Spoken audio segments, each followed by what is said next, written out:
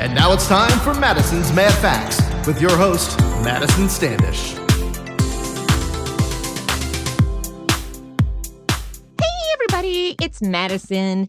Welcome to another Madison on the Air bonus feature of Madison's Mad Facts, where we look at the way things were in real life back during these old-timey radio shows.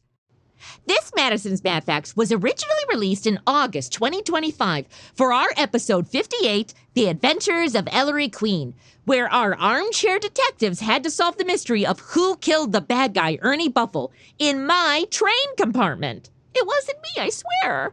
So for this Madison's Mad Facts, we're going to talk about the history of train travel. The history of train travel in the United States covers 200 years, originating in the 1820s. Since our Mad Facts are just short history dives, we're going to narrow our focus to passenger travel, highlighting the 1930s through the 50s when our old-timey radio shows were on the air. Early trains served two main purposes: to connect farmers and other industries to major markets where their goods could be sold. Prior to trains, a farmer, for example, trying to sell his crop would be facing profit loss just to transport the crop in wagons the hundreds of miles to be able to sell it. Human travel was much the same. In the early 1800s, wagons and stagecoaches could take months to cross the vast expanse of the growing United States. When Thomas Jefferson made the Louisiana Purchase in 1803, it was predicted then that it would take upwards of 300 years for Westerners to settle the new land. It was known as the Great American Desert. After the introduction of the railroad, it only took 30 years, and the area then became known as the American Breadbasket. The first Transcontinental Railroad, the one we all learn about when the East and the West met together, it was in Utah in May of 1869 that the ceremony of the last spike, or what was also called the Golden Spike, because it was made of gold for the occasion, opened up railway travel, so what used to take months was reduced to days. This began the golden era of train travel, with huge advances in train technology as the industry boomed.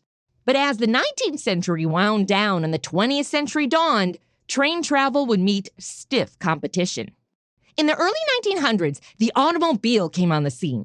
Travelers found it more convenient, but the new mode of transportation was still expensive and roads were not plentiful. That all changed by 1913 and Henry Ford's introduction of the assembly line.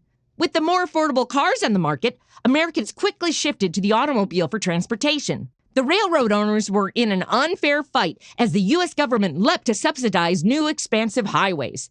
By the early 1920s, Americans preferred the benefits of personal car travel, which didn't restrict them to timetables or destinations.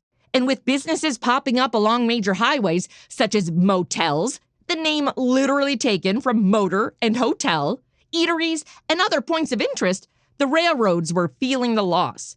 Then came the stock market crash of 1929. Through the 1920s, there were several railroad companies, many of them small and operating in specific geographic regions. When the stock market crashed, the smaller companies couldn't avoid bankruptcy. Not only were automobiles more affordable for families hit by the Depression, but buses also provided a more economic form of long-distance travel. The railways were further hit when freight shifted to trucking, which faced less government regulation than the already established railroads. To save their dying industry, the Union Pacific and Chicago, Burlington, and Quincy railway companies devised the streamliner. The 1920s had already seen a lumbering shift from steam engines to diesel, and these new brightly colored engines for a modern age caused travelers to take notice. They boasted reaching speeds of 110 miles per hour, and with their new diesel engines, grew a reputation for reliability as they didn't break down like the older engines did. Further desirability, these new trains utilized the aesthetic beauty of Art Deco. Travelers changed their mindsets from trains being simply a way to get from one destination to another to viewing train travel as a desired event. George Pullman and the Pullman Company are forever linked with the posh amenities that we think of in post-World War II train travel. With a spare-no-expense attitude, his cars were the height of luxury. Pullman even staffing them with his own employees to ensure the best service to travelers. In our episode of Ellery Queen, I mentioned how much I love that there were porters to help me with my luggage and how Amtrak is totally lacking. This has a very distinct reason. Pullman was a businessman trying to attract travelers. Amtrak, established in 1971, literally is government-run transportation. They provide a service. Luxury is not on their list of priorities.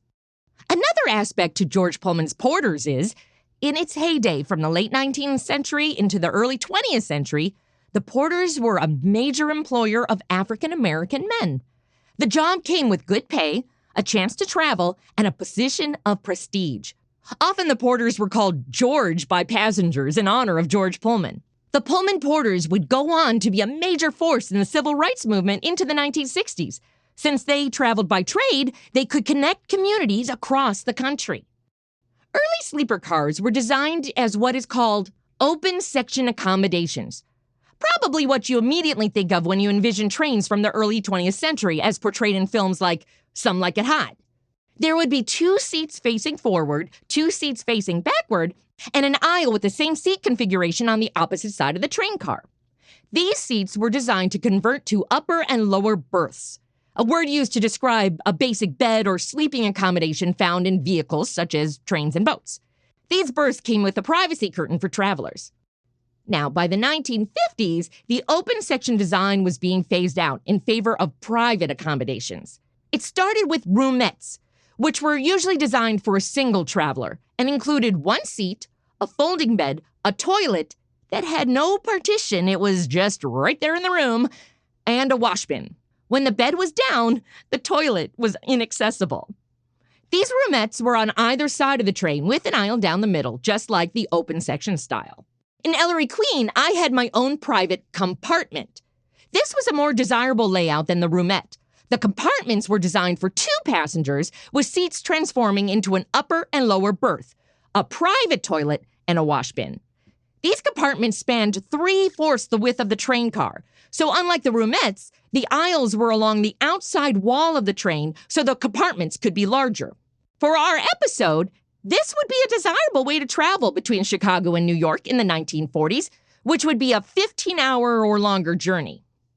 Now, to the point of our armchair detective Shannon, who thought Rita might hide in the luggage rack, but then rethought it believing the compartments didn't have luggage racks. They did, but in order to allow for room for the upper and lower berths, the luggage rack wasn't big enough for an adult to climb into, and yeah, I totes would have noticed her there. And OMG, we haven't even touched on the luxury of dining cars, providing high-end restaurant experiences on trains. Once a gourmet event with tablecloths, waiters, and exquisite menus, as cross-country travel onboard trains grew less necessary and less traversed, even though a still popular feature for passengers, the expense of the dining cars proved too much to railroad owners, especially after airline travel became more universal and affordable, making cross-country train travel begin to dwindle. By the 1950s, traveling across country by train had met its decline. However, also in the 1950s, the suburban lifestyle grew in popularity. Towns sprouted outside of city limits, introducing a more desirable home life for families rather than being crammed into urban apartments. With the heads of the household still needing to go into the city for employment, the 1950s train travel shifted to commuter trains. As mentioned earlier, Amtrak took over passenger train travel in 1971. It is still a viable mode of transportation for thousands of travelers each year, especially between shorter distances. Dining cars were officially phased out by 1983 in favor of vending machines or prepackaged snacks. But in recent years, a resurgence has brought back the mid-century experience on certain Amtrak lines. Likewise, a modern version of the roomette has become part of the cross-country Amtrak trains. These don't offer a private bathroom, but many of the other amenities from the past are available. However, with airline travel still being faster and more economical, such Amtrak trips are presented more as an experience in and of themselves, rather than a viable form of transportation between destinations. I know there's so much more we could have talked about with the history of train travel. It really was a game changer in human history, and even if it's not as luxurious as George Pullman created, people still depend on it every day. Well, thank you so much for listening to my Mad Facts about the history of train travel. To get your new Madison Mad Facts right after the episode premieres, become a Patreon Madison member. It's only $5 a month, and you also get sneak previews and other fun Madison stuff. Plus, you're supporting our little show. Link in the show notes. Okay,